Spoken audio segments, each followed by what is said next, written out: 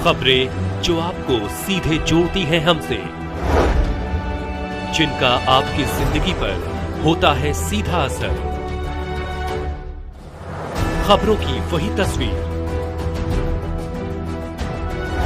बिना बदले बिना डरे, जज्बा सच का लिए, सच दिखाते हैं।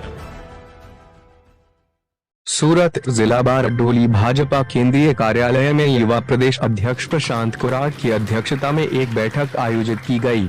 युवा मोर्चा कार्यकर्ताओं के साथ युवा संयोजक सम्मेलन की बैठक में प्रशांत कोराट ने युवा कार्यकर्ताओं को मार्गदर्शन दिया। सूरत जिले की 5 विधानसभा सीटों समेत 23 लोकसभा सीटों और तापी जिले की 2 विधानसभा सीटों के कार्यकर्ता बड़ी संख्या में मौजूद रहे।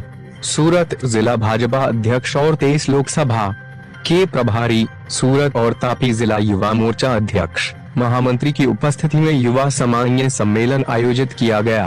सम्मेलन के दौरान प्रदेश युवा अध्यक्ष प्रशांत कोराट ने कांग्रेस पर हमला बोला। सम्मेलन में युवा कार्यकर्ताओं को प्रति बूथ 370 वोट की बढ़त दिलाने पर भी चर्चा की गई। युवा कार्यकर्ताओं के लिए सरकार की सभी योजनाओं का लाभ लोगों ने उठाया। इस संबंध में सम्मेलन में इस बात पर विस्तार से चर्चा की गई कि मतदाताओं को मोदी सरकार द्वारा दिए गए कार्यों को याद दिलाकर अधिक से अधिक भाजपा समर्थक और बेहतर मतदान करना चाहिए। सूरत से नरेंद्र पटेल की रिपोर्ट।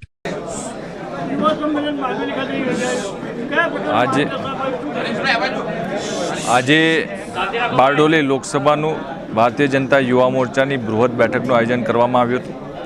આ બૃહદ બેઠકની અંદર જિલ્લાના અધ્યક્ષથી લઈને મંડળની ટીમ, શક્તિ કેન્દ્રના યુવા સંયોજક આ બેઠકમાં ઉપસ્થિત હતા। આવનારા સમયમાં યુવા મોરચાના કાર્યકર્તાઓ બૂથની અંદર કામ કરીને મહત્તમ લાભ જેમને સરકારનો લીધો છે, સરકારના લાભાર્થીઓ છે, અનેકો યોજનાના જે લાભાર્થીઓ છે એનો સંપર્ક કરીને યુવા મોરચાના કાર્યકર્તાઓ નવા યુવાનોને મળીને બૂથની અંદર દરેક પેજ ઉપર 35 વર્ષથી નીચેના જે યુવાનો છે એમને મળીને મતદાનના દિવસે વધારેમાં વધારે મતદાન ભારતીય જનતા પાર્ટી તરફી કરે એ માટે આજે માય બૂથ 30ની વાત થઈ છે। જે રીતે દેશના લોકોને ખાસ કરીને ગુજરાતની અંદર પ્રદેશના અધ્યક્ષ આદરણીય CR પાટીલ સાહેબે દરેક 26 લોકસભા સીટ 5 લાખથી વધારે માર્જિનથી જીતવાનો લક્ષ્ય આપ્યો છે। દેશના લોકોએ જ્યારે મન બનાવી લીધું છે કે મોદીજીને મત આપવાનો છે, ત્યારે આમનો વધારેમાં વધારે સંપર્ક કરીને મતદાનના દિવસે કમળ તરફી મતદાન કરે એ માટે આજના આ યુવા મોરચાની બેઠકની અંદર માય બૂથ 30 અંતર્ગત આ લોકસભાના ઉમેદવાર શ્રી પ્રભુભાઈના વધારેમાં વધારે મતથી વિજય થાય એના માટે થઈને નાની નાની બૂથની બેઠકો કરે અને નવા યુવાનોને આની અંદર જોડે એના માટેની આ બેઠક હતી।